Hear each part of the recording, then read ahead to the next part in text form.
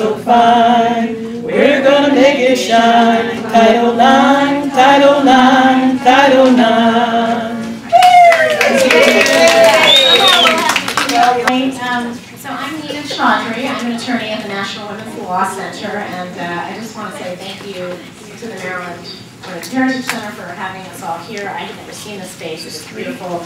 I was just telling Jill that I'm going to have to come back with my 5-year-old son at some point, who, by the way, my biggest pride and joy is that right now he says when he grows up he wants to work with mommy. Because I told him that mommy works to make sure that girls and boys get the same treatment, get equal stuff.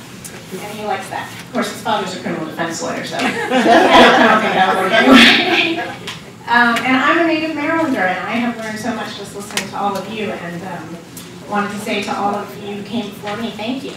Because without you, I wouldn't be able to do the great work that I get to do. So, anyway, okay, so the National Women's Law Center. Interestingly, we are also celebrating our 40th anniversary. A lot of 40th anniversary. We've been around, as Margaret mentioned, Marsh Greenberger started the center really in 1972, and the center works on a number of areas, including education and employment, which is the group that I'm in, women's health and reproductive rights, and also issues surrounding family and economic security.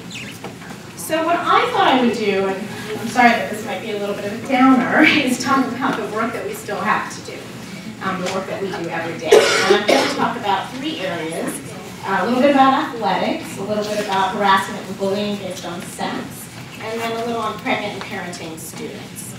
I'm going to not touch on the STEM area because I know probably it's coming up afterwards, and you're going to talk a little bit about that. But in the materials that were handed out, you'll see that we have fact sheets on all 4 of those areas that we just put out on our 40th anniversary, as well as a new report that we put out on pregnant and parenting students that looks at state law and policies. So I encourage you all to take a look at those when you have time. And also, we brought some sign-up sheets, which are over on the main table. So if you'd like to get our newsletters and email updates, please sign up. So I am the Director of Equal Opportunities in Athletics at the Center, so I do a lot of work in this area. And obviously it's a huge success story, as many of you have talked about. But what we still see are a lot of problems across the country. And here I'm going to give you a few stats. At the high school level, girls are still receiving 1.3 million fewer opportunities to play sports than boys. Girls of color are playing, I'm just going to sit down here because it's closer to my stats here. And girls of color are still playing at much lower rates than white girls. So only 64% of African American and Hispanic girls are playing sports, a little over half of Asian girls, and that's compared to about 3/4 of white girls. So we in particular are really looking at the barriers that women and girls of color continue to face in sports and what sports they are playing. And that's a focus of ours to really try to get those participation rates up. For immigrant families, 3/4 of the boys from immigrant families are playing sports, and about less than half of the girls are. At the college level, while we have more than half of the students in most of our colleges are women, we still see only about 44% of the participation opportunities going to women. And then when you look at expenses, the picture is even more bleak.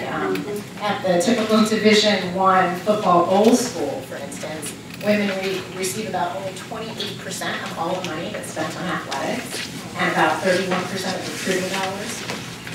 So there's still a lot of work to do, and I can tell you that I've been involved in many cases I've been at the Center now 15 years, believe it or not. Because I love my job so much, so I just stay. I've been at 15 years. I came straight out of law school, did a fellowship, just landed at the center. I was very lucky. I am one of the first lawyers in my family, and I think I just sort of was in the right place at the right time, and somebody put me there. So thank you. So anyway, I talk to parents all the time from across the country, and some of the most common complaints we get are the girls' softball field is a mess. They are using porta potties, they have no backstops, they have no batting cages, they have no lights, and the boys have things that look like, minor league baseball stadiums. This happens a lot. There are a lot of sports that girls still want to play that schools are not offering, and so we are regularly involved in complaints with OCR, lawsuits. We always try to resolve it short of that, and we do give parents and students a lot of good advice, and they're able to use that to make changes at their schools. But unfortunately, somebody earlier said that change doesn't really happen without a lawsuit, and often that is the case. One thing I did want to point out about Maryland, my home state too, is that in that fact sheet on athletics, what we did this year is we ranked states based on the percentage of high schools in the state that had participation gaps of 10 percentage points or more. So that, 10 percentage points we just picked as a benchmark, because if you have a 10 percentage point gap between the, girls enrolled and their participation rate, that's pretty big and usually means that you have a lot of room to grow. And Maryland, sadly, it's not the worst and it's not the best. It's kind of ranked number 22nd. So, there's still work to do there, and that really translates into about 25% of the schools in the state of Maryland still have a large percentage, 10% of the percentage point gap. So that's something to pay attention to, I think, as advocates who care about the state in particular. And we know that athletics, provides a whole host of benefits. We know now that it's not only good for your body, but you do better in school. There are recent studies that show that women who play sports down the line have better employment outcomes. They're doing better math and science, and they have lower teenage pregnancy rates and lower drug use and smoking. So it's a win-win, and so we need to really continue to work to make sure that young women are getting those opportunities. There are some recommendations that we have in our fact sheets, but I know we're running behind, so I'm just going to move on to harassment and bullying based on sex. So the center was involved and actually represented a plaintiff in the Davis v. Monroe County Board of Education case back in the late 90s, actually right after I had started at the center. And this was one of the seminal Title IX cases that said, in fact, Title IX does cover student-on-student sexual harassment. And it involved a 5th grade girl out of Georgia who was just kind of being physically harassed, and the school did nothing about it. They even refused to change her homeroom seat away from the boy who was, rubbing up against her and doing other inappropriate things. So that case went all the way to the Supreme Court. Shouldn't have, but did, and that sort of set the stage for some of the legal principles. But just in terms of what's been happening, even today, with I think much more awareness about sexual harassment, there was a recent survey of students in grades 7 through 12, and it shows that about half of them experienced some form of sexual harassment, and this is just from 2010, 2011. And a vast majority of them, of course, reported that this harassment negatively affected them, with girls more likely to say that than boys. LGBT students, in particular, are facing harassment at very grade levels. In a study of students in grades 6 through 12, 85% of LGBT students reported being verbally harassed, and 40% reported being physically harassed. And this is, Title IX doesn't explicitly cover sexual orientation, but just so you know, a lot of courts are reaching out and kind of grabbing this kind of discrimination under the rubric of, well, you're being discriminated against because you don't conform to certain sex stereotypes. But not all courts are doing that, and because that's, a hit or miss proposition depending on where you are, there are bills in Congress that we work in coalitions with groups to try to get passed that would explicitly cover LGBT students. So, of course, this kind of harassment, leads to a decline in academic performance. Not surprisingly, kids don't want to go to school. About a third of students who are harassed reported not wanting to go to school because of it, and girls were, again, more likely to report that than boys. So this is a big area of concern, and we currently have a Scavin Fellow, and we're grateful, who's working a lot on LGBT issues and bullying and harassment on the basis of sex. And I think Bunny said this earlier, but a lot of people, there's a lot of talk of bullying for many years, but nobody was really sort of making the connection of, well, bullying on the basis of race or sex or any of these prohibited bases are also covered by civil rights laws. And so the Department of Education, at the urging of many of us in this room, in the last few years issued a good guidance document, the United States Department of Education, which really spells that out and has some great examples of the types of harassment that are prohibited, both racial, sexual orientation. So that's a great document that I think reminded schools, hey, not only is this not a good thing and wrong, you should address it for so many reasons, but it's illegal. And then finally, I just want to talk a little bit about pregnant and parenting students, because this is an area that we find a lot of people just don't even know that Title IX covers. I know that everybody in this room does, but And it's a very vulnerable population, as we know. About half of teen mothers, only about half of teen mothers, end up getting a high school diploma by the age of 22. And that's compared with almost 90% of women who don't have a child when they're a teenager. And according to a Gates Foundation survey, students who left school to be parents were more than any other group of students who dropped out likely to say that they would have worked harder if their schools had demanded it of them and if they had provided them with the necessary support. So this is a very reachable group of young women. And it's absolutely critical that we reach them because obviously if they drop out and go into poverty, then their children are likely to do the same. So, and it can be done. We, in our new report on, I think it's called the pregnancy test, and I've given you guys an executive summary. We highlight some good and bad things. There's a California program that's serving pregnant parenting students by doing exactly what we're talking about, providing them with academic supports and other services that they need to help them stay in school. And they saw almost 3/4 of their students completing high school. And 63% of them saying they were going to go on to get more education. So it can be done. But what's also important to know is what the law says about it. And Title IX has some very clear guidelines about how you cannot discriminate against anybody on the basis of pregnancy.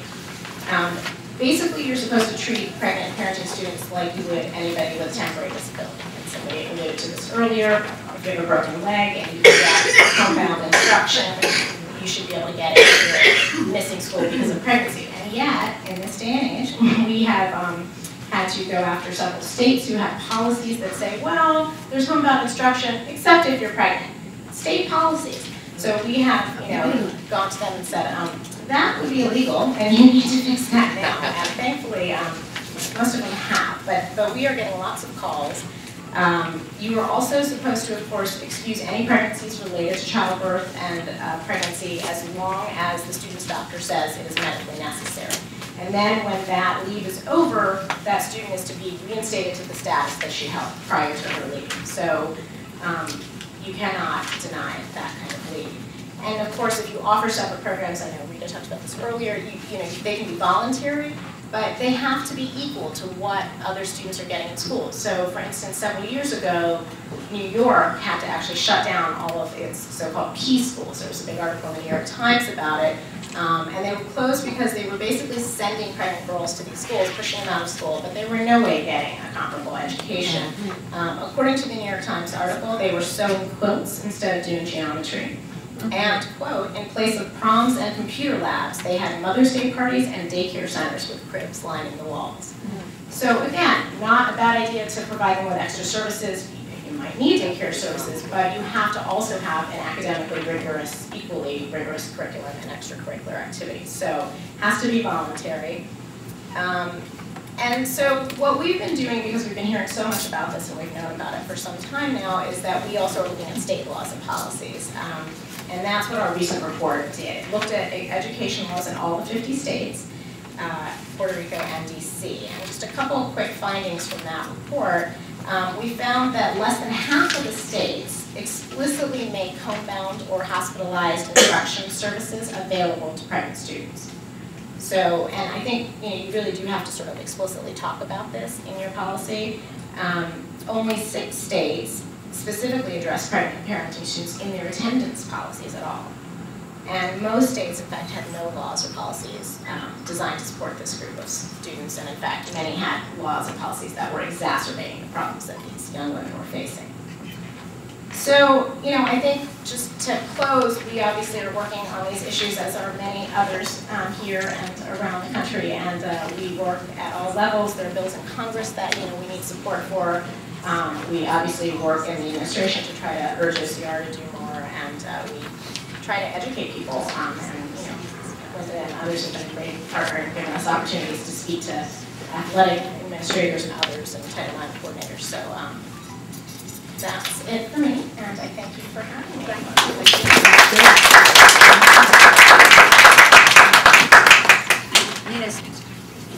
So first off, thank you for those of you who have hung in here. You get extra bonus points today, and do play the lottery because you're going to win. So I've had an interesting journey. I won't go into it, but I've spent an enormous amount of time working around issues of STEM, particularly IT and engineering, and the question came to me about sort of what's the future. And I want to say that we're not doing well. It is an area that remains not only challenging, but there's a lot of unique problems that we sort of didn't pay attention to. Specifically, there was a report out just a few months ago, really well done, from the Institute of Women's Policy Research that shows that in the last decade, we've actually lost ground in every single area except biology, where we just remain the same. So we have fewer women going into STEM than we did even a decade ago. And if people will often say, oh, it's because they're going to four-year institutions. No, they're not. And if we look at the career pipeline, we're also seeing fewer women. And there's a reason for that, I think. This is my assumption. And it could be wrong. Frankly, many, many years ago, there were many areas where women were excluded. Because we have broken down so many barriers, so the ones that remain become even more challenging. Why would you want to stay in a career that is so difficult when there are so many different options where you can be comfortable? Let me give you an example. My own daughter works at an aerospace company. She went in, she's highly qualified, she's got a master's degree, she's a terrific engineer. She goes to fairs, they call her a booth babe. One of the gentlemen said to her, oh, good news, we finally have a cupcake at the bake table. This is treated exactly the way it was treated back in the 70s. She's in a team, a leadership team. She was selected for a leadership team. There are 40 people. She's the only woman. And I have to tell you that she did probably, they broke them into small groups. In her group, she probably did 70–80% of the work. So what's different? What's changed? It's shocking, right? But here's what's even worse about, unfortunately, the bad news. She doesn't have the language. She doesn't have the community. There's not a national uprising for women. She has an experience of being isolated. Nobody's talking to her about gender discrimination. And if she voices it, she gets lambasted by the other people in the group saying, come on, it's already been solved. It must just be you. She's got a mother who's behind her, but not every daughter does. So that's unfortunately the work we still have to do. It's just not done. People forget that it's hard work. We talk about what we accomplished, but what we didn't hear is how hard, how many lonely nights, how many people screamed at you, how bad you felt. I loved, Bonnie, that you were Bonnie, about when you were saying, I went home and cried. And we have. But we don't talk about that to the young women. And sometimes I have conversations with women today and I say, you know, yeah, you're the tall poppy. Somebody's trying to cut you down. That's typical. Expect that. And they're surprised. They don't understand that this work is hard, it's lonely, but that isn't you. That's just the work. And it's okay. And there are still a community of women who will support you. So the barriers remain invisible, unfortunately. I think on a larger scale, a strategic level, I just want you to know over the past year, one of the things that I've been very concerned about is the elimination of the Gender and Science and Engineering program from the National Science Foundation. There's a real push to remove those programs, both that one and the Research on Disabilities and Education program. I was privileged to serve on the Committee of Visitors, which does a 3-year review of that program. And I asked as a request, as I was reviewing the program, because they're making a point, in fact, one of their strategic plans is to integrate the issue of disability across all of the different divisions, which sounds like a great idea, right? So I said, okay, let me look at the data to see how well that's doing, how well is that doing, how are we doing moving forward? And the response was, that's none of your business, that's outside the scope of your work. We don't allow you to look at that. Well, there's an interesting issue, isn't it? We've heard that before. So these are the areas of research around STEM for people with disabilities and for women. And if we eliminate these programs, can we assume that those will be mainstream throughout? No. We cannot. And yet there is this perception, the final barrier, that everything is now okay. So actually, I think it's great that we're here celebrating. And today we should celebrate, and I thank particularly Linda for her work in this area because she's been a champion of mine for such a long time. But unfortunately, it's not time to be too comfortable. We have to keep yelling. We have to keep educating our daughters and our sons. And we have to help give them the tools to keep the fight alive. because we do have a few generations to go. Thank you.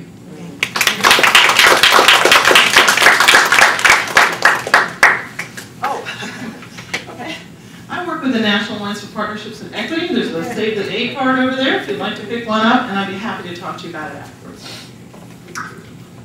And NAPE is a wonderful national organization. Wendy? We were hoping to have some more students here today, and they couldn't come at the last minute. We're sick, so Wendy's going to share. Just very quickly, and to piggyback perfectly, which is the ongoing vigilance. And Julia Vasquez and Tori Atkin, both were going to be here, and at 6:30, the second one said, I have the flu too. And I know they would have loved the stories. Thank you so much to all of you. But that kind of awareness and storytelling, I think, is the first step. And then how we engage girls as policy advocates. And so, as some of you may know, Day of the Girl is now October 11th. It's an international worldwide day, and it is the platform, one annual platform for girls to learn about these issues and then get hot or cold or cool and really get out there with our policymakers. And so Julia and Tori wrote Title IX, one of our issue briefs, all written by teens, at dayofthegirl.org on our Learn page. Thanks to the National Women's Law Center. Other girls wrote about the girls' dropout crisis in this country, all based with Title IX. So hopefully there could be, again, more of an effort to engage our girls themselves as stakeholders and lobbyists in this ongoing effort. And thank you all for this incredible celebration. Maryland girls were actually instrumental in having the Day of the Girl established and then taking it to the United Nations. So they were leaders, unbelievable leaders, because of her inspiration.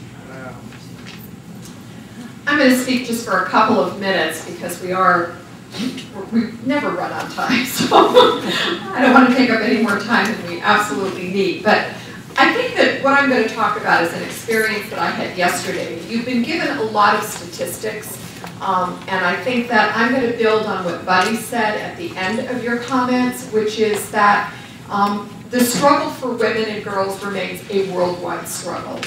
And I think that with the way in which particularly younger people look at the rest of the world, that there really are no borders. We really do live in a flat world, a world that is very different from the one in which I grew up and many of you grew up in, a world where we could be teachers, we could be secretaries, or we could be dental hygienists.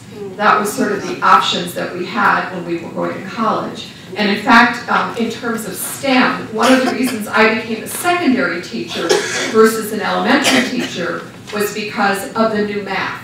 And I didn't feel confident that I could do the new math. My staff probably still is not confident that I could do the new math. But really and truly, I'm thrilled that I became a history teacher, but that was really the trigger that I made that decision. So yesterday, and Wendy Lesko was there and Pam was there yesterday, we went to a program at the Brookings Institute where we heard from global scholars from Ethiopia, from India, and from Pakistan about the work they're doing to try to create gender parity within their countries and the programs that they're bringing back. And it just made me stop to think about, yes, we certainly have a long way to go. There are certainly areas that we've already discussed where we need to make improvements, and we always need to remain vigilant. There are always people waiting there to take away rights, we know that. But it also gave me a perspective that in this country, things that were once marginalized have now become mainstream practices.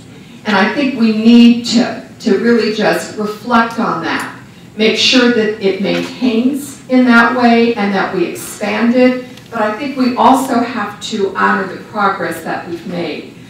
For example, in India, when girls were asked whether or not they liked being girls, 50% of them responded that they would prefer not to be girls. Do you remember the icebreaker that we used to do, if I were a boy or if I were a girl? and how different that would be now, I think, when we would give that to young girls. There are 10 million child brides worldwide. 10 million. Just think about that. I don't even like to use, again, the word brides, because to me that constitutes something that's more positive than what this is. This is really slavery. In Ethiopia, 25% of young women attend a post-secondary institution. In 10 years, the statistic has only gone up 4%. So I think that in terms of the way that we work, the challenges that we see both nationally and internationally, we are stronger because of the collaboration that we now are able to do across this universe. And what is so clear to me is that the issues are universal.